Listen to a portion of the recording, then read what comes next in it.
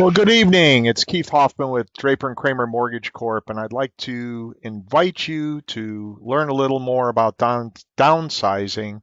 It's a new way of life. Everybody in their life goes through a change, and as we get older, whether we are going to make a lifestyle change for the good or bad, we're going to get a bigger home, get a smaller home. I think that these are the kind of things that we all look at. So tonight I thought I would go ahead and go through exactly what downsizing is all about. The first thing you have to understand is it is a concept, and my friend Brian Walters in New York looks at downsizing as right sizing. And I like that concept, so I used it here because downsizing is a concept that's really become very popular. And not only in the older generations, but it really has become something that a lot of people like to do. It's become a solution to simplifying everybody's lives, and they've actually gone through a change from our society in the past because everybody used to say, well, they need a larger home, they want to be a little more prestigious. You go to McDonald's or someplace like that, and you get your meal upsized. And these are the kind of things culturally that we all look at. But by downsizing, I think it's going to be something that you are going to need to do sometime in your lifetime. Now, we all know that this is a very emotional thing that you're going to go through in your life. And I particularly am one that fought it for a long time. My wife and I really wanted to cut down on our cost.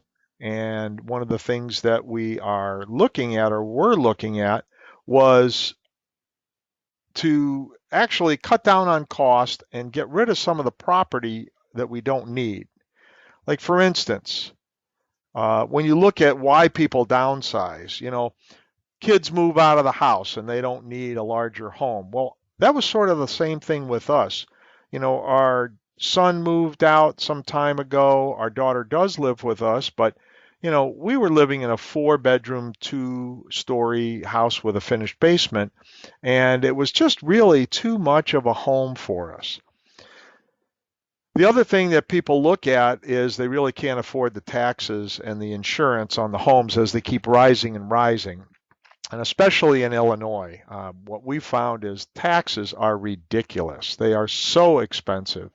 And it's something that, we really can't fight too much. So the larger the house, the higher the taxes as well as the insurance.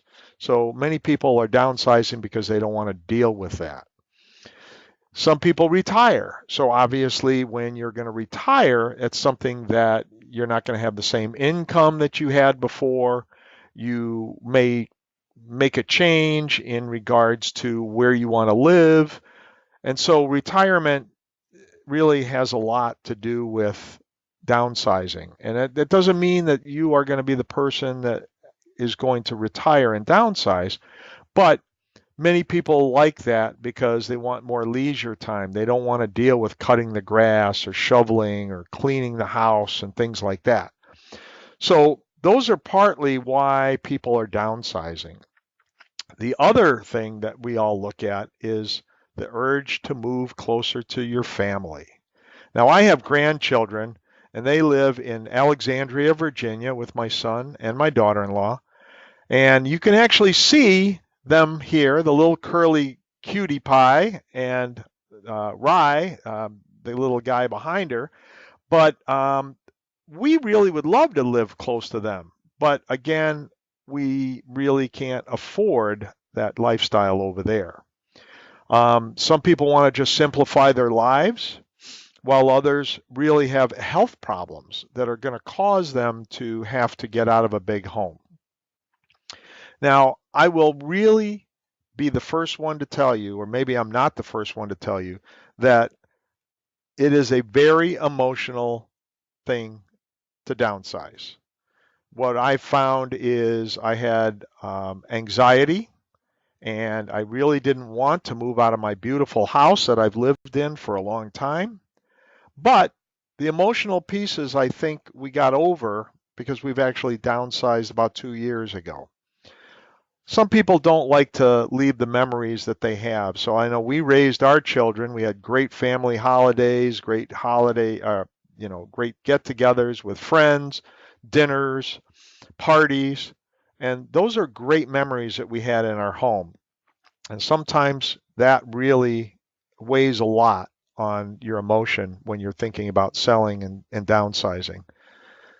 One of the other things that we look at is change. I mean, nobody likes change, and especially when you don't know the outcome of what it's going to look like.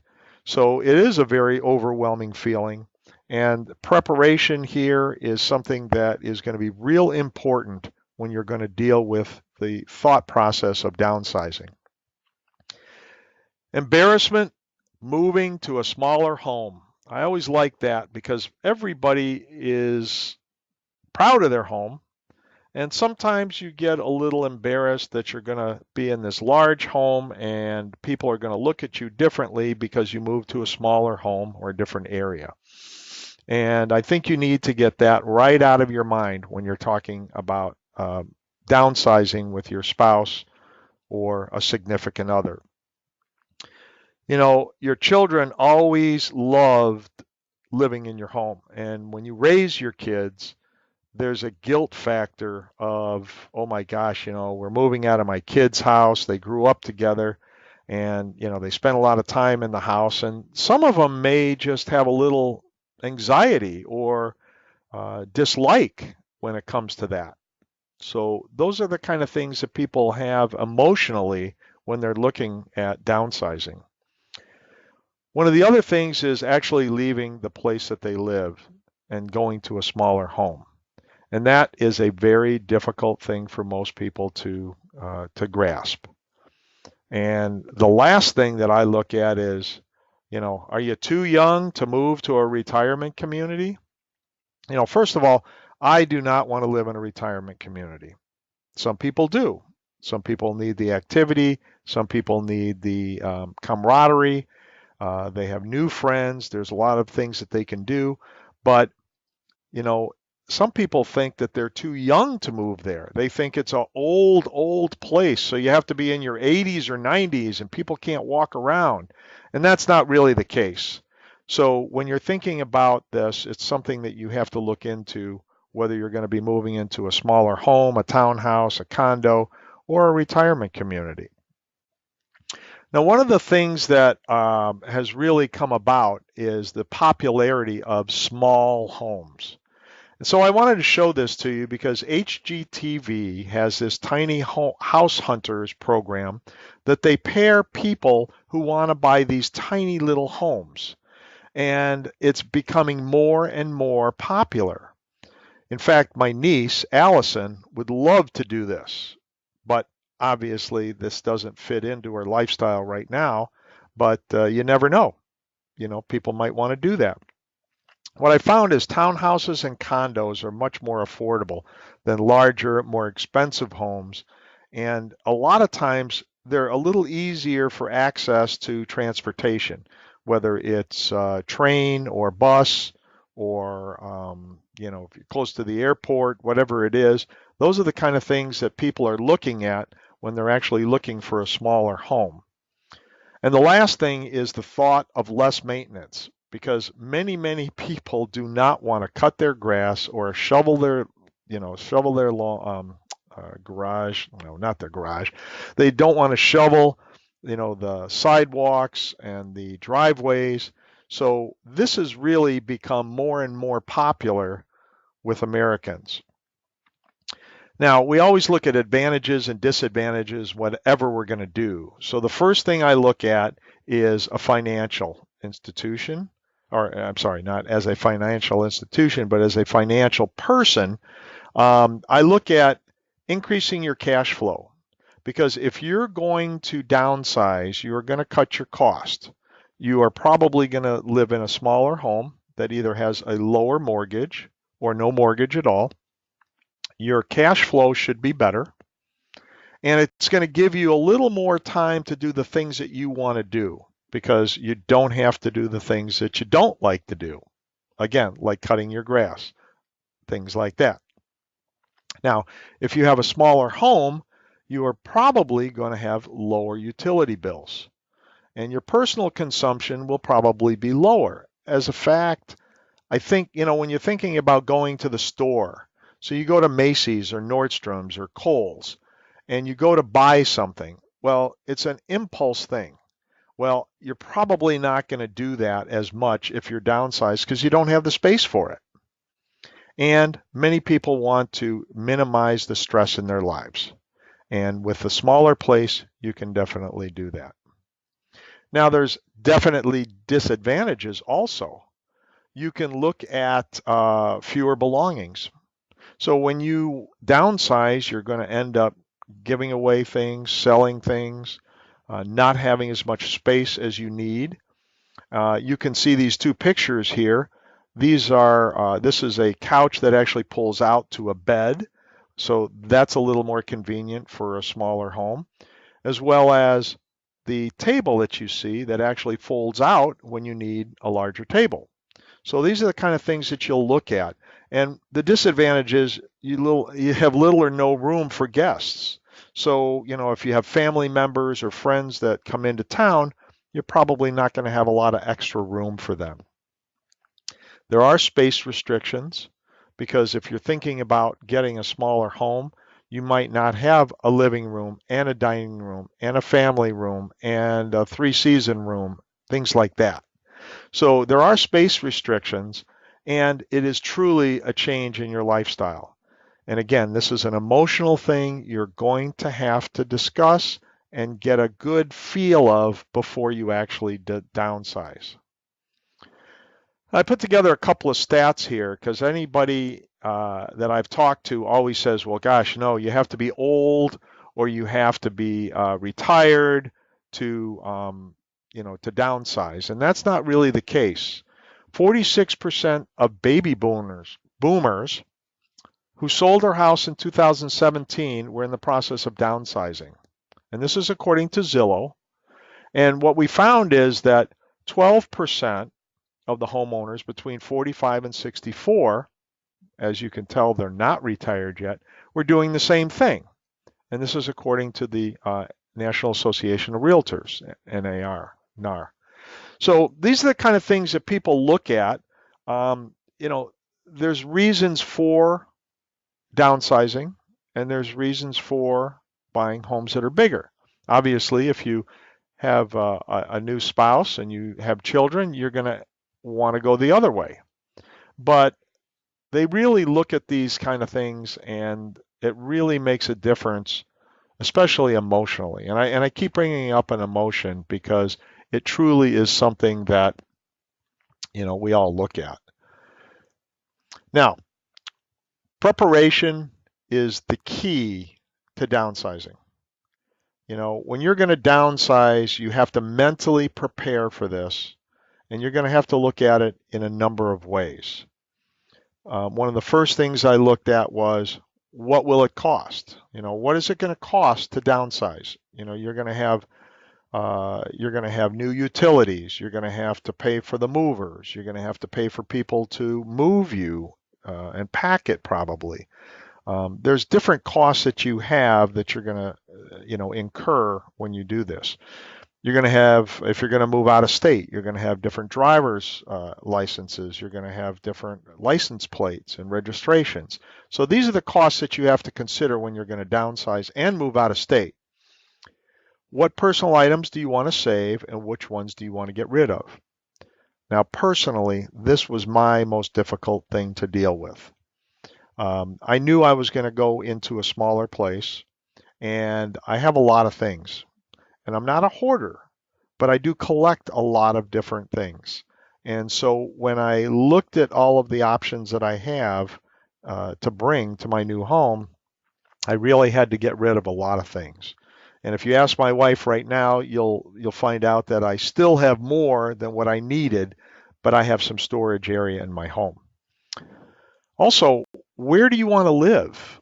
If you're going to downsize, do you want to live in the same town as you do? Do you want to live closer to family or friends or close to a different job? Those are the kind of things that you have to really look at. And that's important because where you're going to live is going to be it's going to be a big influx or uh, not an influx. It's going to be a real input into what your lifestyle is going to be like when you actually move. I always ask, what are your goals and what's important to you? So if you're going to say to me, I need to move closer to my family and they're out of state, then that's more important to you and that's one of your goals. So really look at and define your goals and what's important to you on your move. How much space do you need? And almost how much space do you want? And those two things, the want and the need, I always say get a piece of paper and draw a line down the middle and put your needs on one side and the wants on the other. And if you can find the location that meets the majority of things on the needs and gets a benefit by adding a few of the wants, that's the place that you're probably going to buy. One of the other things that you want to look at is how much do you want to spend? Now, I know when I moved from Downers Grove to Naperville, I wanted a townhouse and not a condo, and I wanted it to be within a price range that I could afford because I'm going to live there probably the rest of my life. Well, at least my wife thinks so. But in any case, you really have to look at, what you're going to be spending and how much you can afford. Now, after all of this, now you have to start considering all of the different aspects of the move. So you want to consider your space constraints. How many rooms are you going to move into, and how much room do you have now? Because the worst thing is for you to spend a lot of extra money and time packing and moving things that you are not going to use in your other house. My personal opinion was look at the best things that fit into your new home that you have. And if you don't want it or you want to buy something new, then get rid of it and go ahead and buy something new. But I could tell you moving from a 4-bedroom, 2-story house with a finished basement, a great patio, and a 3-season room, there was no way that I had enough room in the townhouse that I was moving into. And that's one of the things that I really had to look at. So there's really nothing worse than moving things and cluttering up your new house if you don't have to. Now, after you decide that you are going to move, now is the decision of how to get rid of things. So I always say, you want to create a zone. You want to create some different zones in your home. One that you can toss things. The other is donate them. So there's a lot of donation locations that you can work with. Are there any things that you want to give away to family or friends? Obviously, you want to keep things. And there's things that you want to sell. And depending on how much time you have, that's a real important aspect of this because you can sell things, whether it's online or, to friends and family, things like that.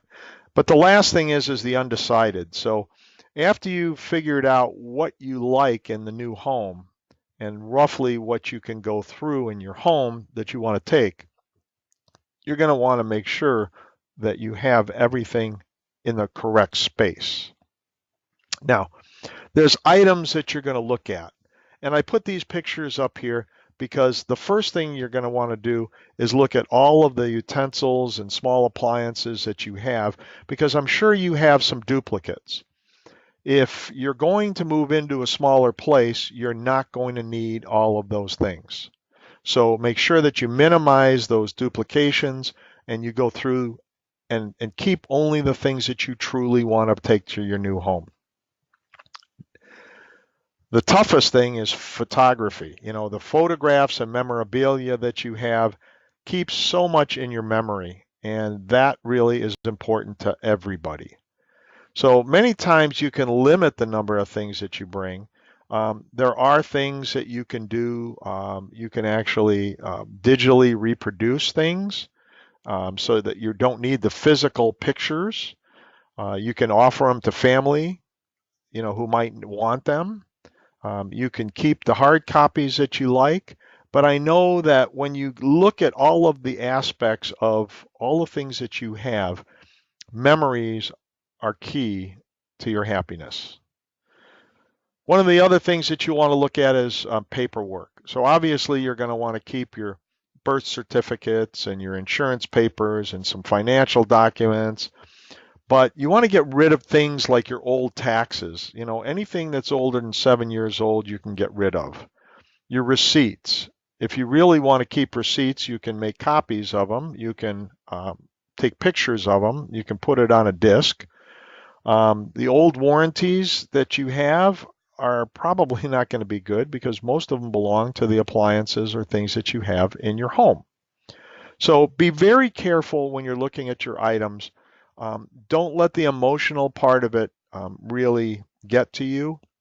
It is important for you to keep very, very tight reins on your, your old photos and things that mean something to you. When I was downsizing, I went through my son's closet, who hadn't lived with us for a long time, and I found one of his coats when he was a young child. And I took a picture of it and sent it to him and asked him, "Do you want this coat?" And his answer is, "No, Dad, I don't, but thanks, I'll keep the picture."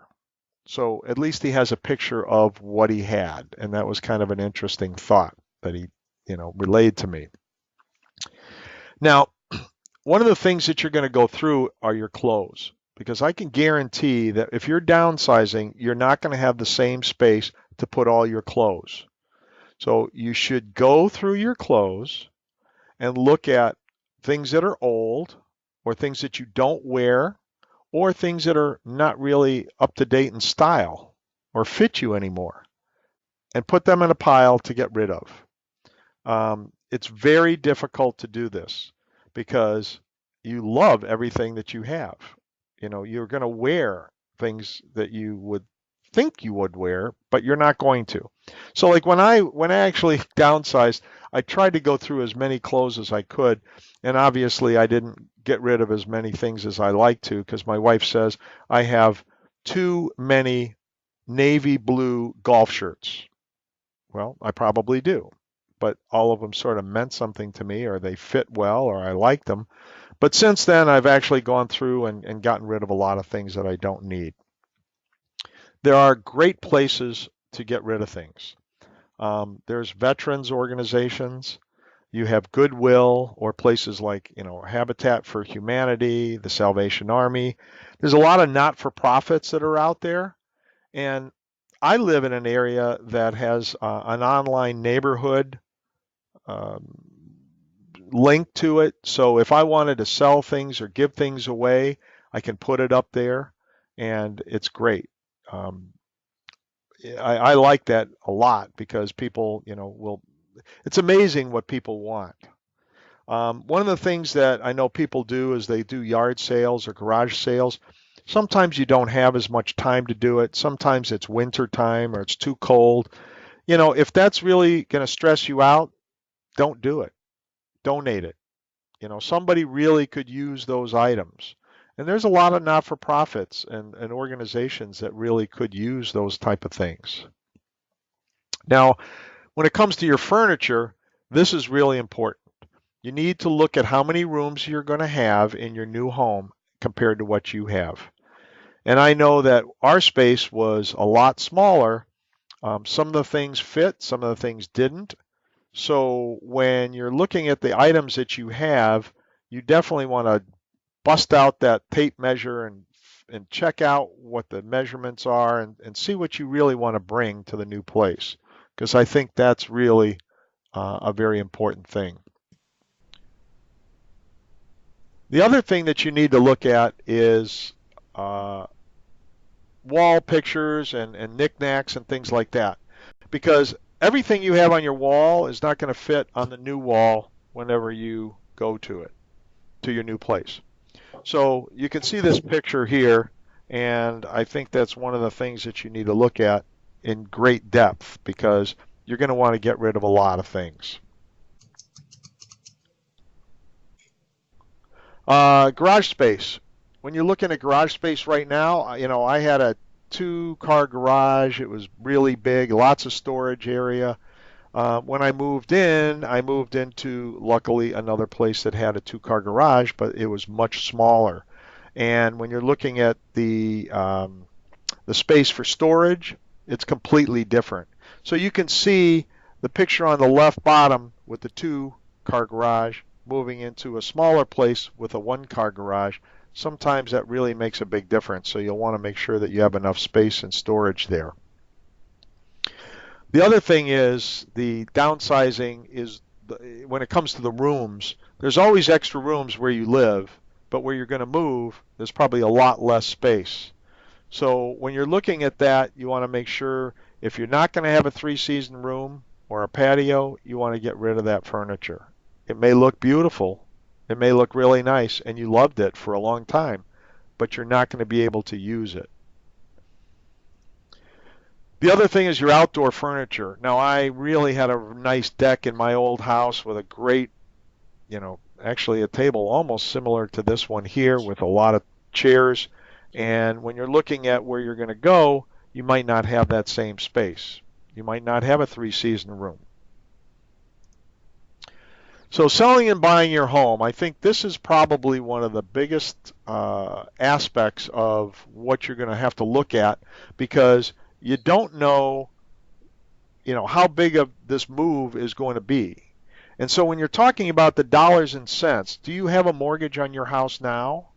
And if you do, that'll be gone when you sell your house. Is your new mortgage going to be the same or lower? Or do you even need a mortgage? Do you have a lot of equity in your house? So there's two people that you need to see. The first is a realtor, and the second is a mortgage professional. Because the realtors are probably one of the most important people that are going to help you in this downsize.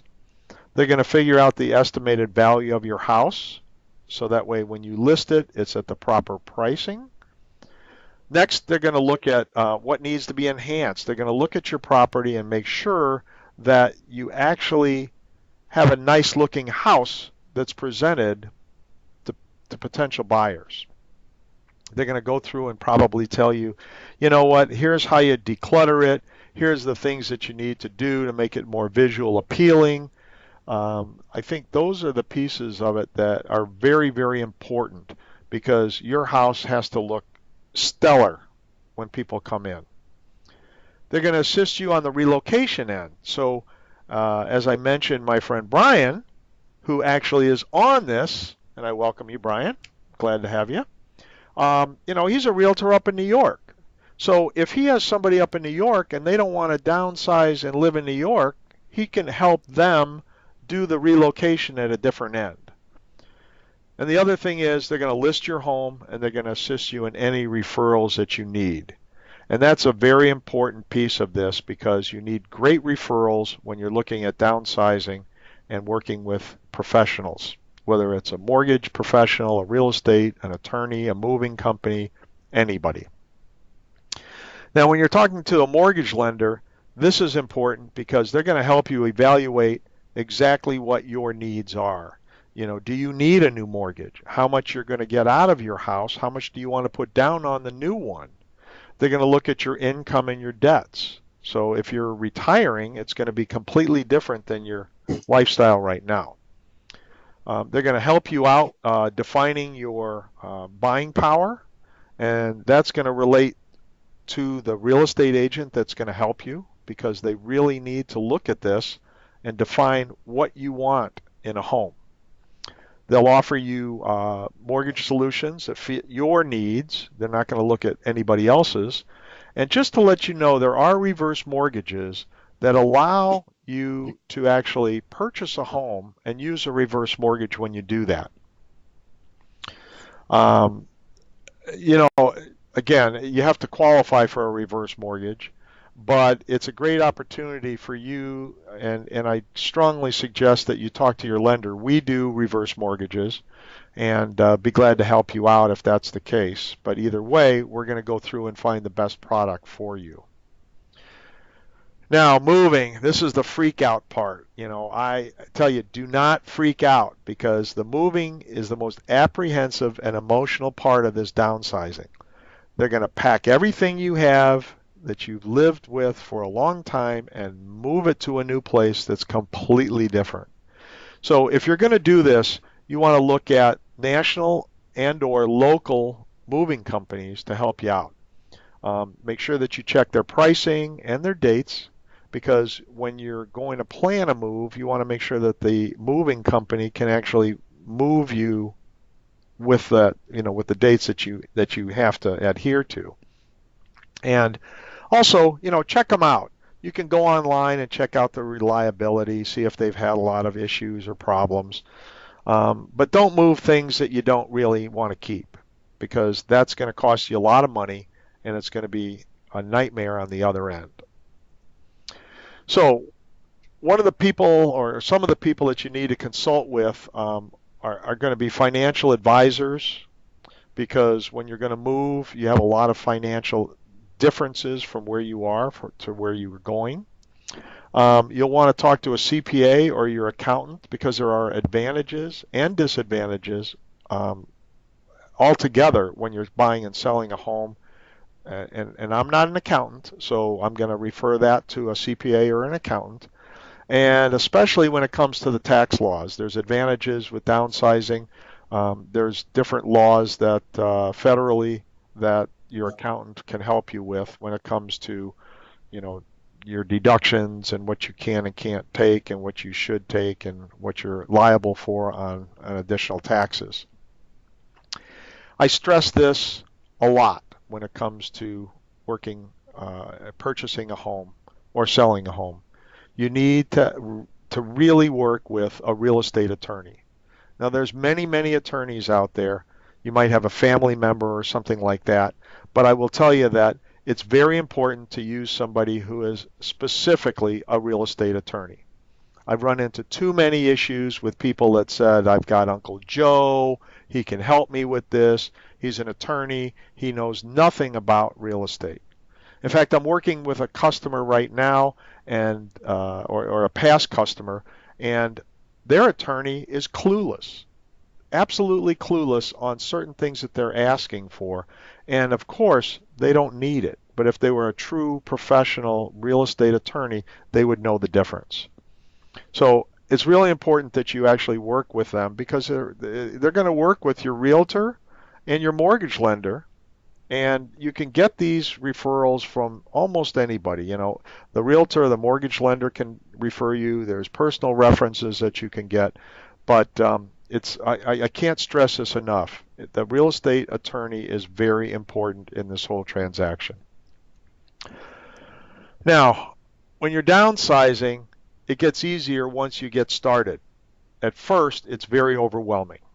So you need to make the right move in your own mind. You have to think about whether you truly want to do this, or is this something that you're just thinking about down the road. You need to look at the whole entire process. And when I talk about planning, because it's such an emotional issue, you truly need to plan and plan and plan. It's so important for you to figure out all aspects of it. And don't worry, because you're not going to know all the aspects of it, and you're not going to feel comfortable with all of it, but it's all going to fall in place if you truly do the plan and come to the realization that you are going to move. And it's very important, and my wife reminds me of this all the time. If you're married, you need to do this and plan and come up with your goals together, because if you're not on the same page, it's going to be a nightmare through the whole transaction, and then probably for the rest of your life. That takes everybody through downsizing, a new way of life, and I hope this was something that was beneficial to you. I appreciate everybody who was on. If you have any questions, you feel free to put it in the conversation log, and I'll be able to answer them. But at this point, I don't see any questions. So I thank you very much and wish you good night.